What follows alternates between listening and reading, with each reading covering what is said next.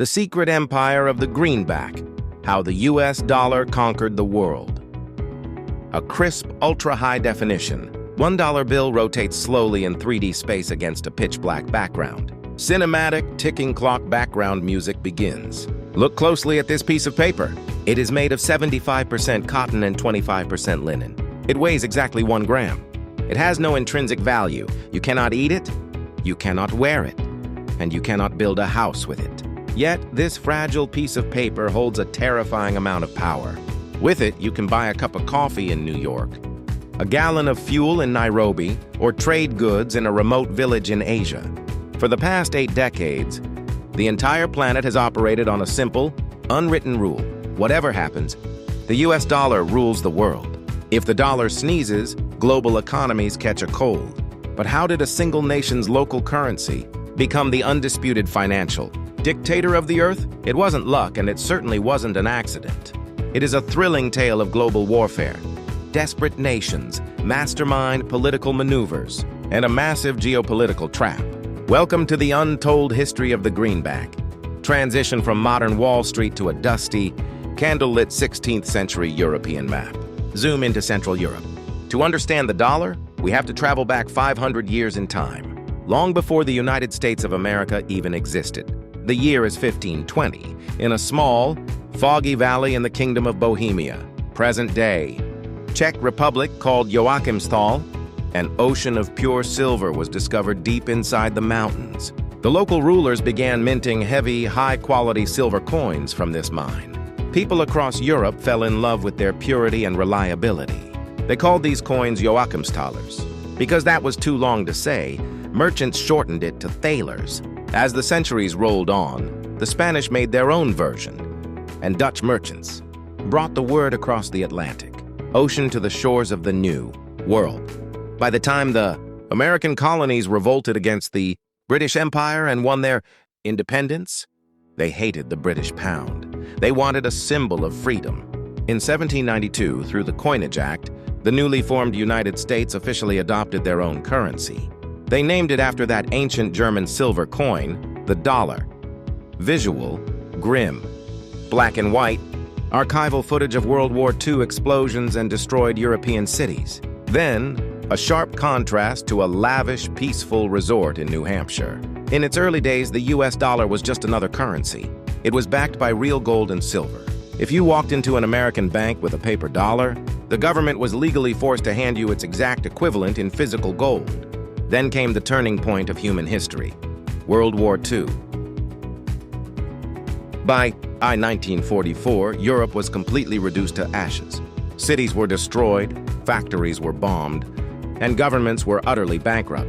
European nations had spent all their gold-buying weapons and food from one specific country that stayed safe across the ocean, the United States. As a result, by the end of the war, America held a staggering 75% of the entire world's gold supply. With the global economy on the brink of collapse, America seized the ultimate opportunity. In July 1944, they invited delegates from 44 allied nations to a luxury hotel in Breton Woods, New Hampshire. The European nations were desperate. Their own currencies were worthless. America smiled and made an offer that would change history forever. They said, "Don't worry about your ruined economies. Peg your currencies directly to our US dollar, and we promise you, our dollar is as good as gold. At any moment, if you give us $35, we will give you exactly 1 ounce of pure gold from our vaults." Desperate and with no other choice, the world agreed. The US dollar officially became the global reserve currency. The trap was set. Nations, especially France, smelled a rat. They started ships loaded with paper dollars back to America, demanding their physical gold in return. America's gold reserves began evaporating at an alarming rate. On August 15, 1971, President Richard Nixon walked into the Oval Office, looked directly into the television cameras, and stunned the world. He announced that the United States was unilaterally suspending the gold standard. In an instant, the promise was broken. The US dollar was no longer backed by anything but a promise. The global economy panicked. The dollar was on the verge of a catastrophic collapse. But Washington had one more card to play, the greatest geopolitical masterstroke of the 20th century. In 1974, U.S. officials flew to Saudi Arabia. They made a secret historic deal with the Saudi royal family. The deal was simple. America would provide absolute military protection, advanced weapons, and security to the Saudi kingdom. In exchange, Saudi Arabia, the king of OPEC, agreed to one condition. Every single barrel of oil they sold to the world must be priced and paid for, strictly in U.S. dollars. Think about the genius of this move. A country might not need American goods, but every single country on Earth needed oil to run its cars, factories, and militaries. And to buy that oil, they absolutely had to buy U.S. dollars first. Gold was gone, but oil made the dollar immortal. The petrodollar was born. This gives America a superpower, unlike any other. Because the world trades in dollars, the U.S. can print money out of thin air to pay for its debts, while other nations have to sweat and export real goods to earn those same dollars. Furthermore, it gives Washington the power of financial warfare. With the flip of a switch, America can cut off any country, bank, or individual from the global dollar network, effectively crippling their economy overnight. Why does the world still accept this? Because of trust and stability.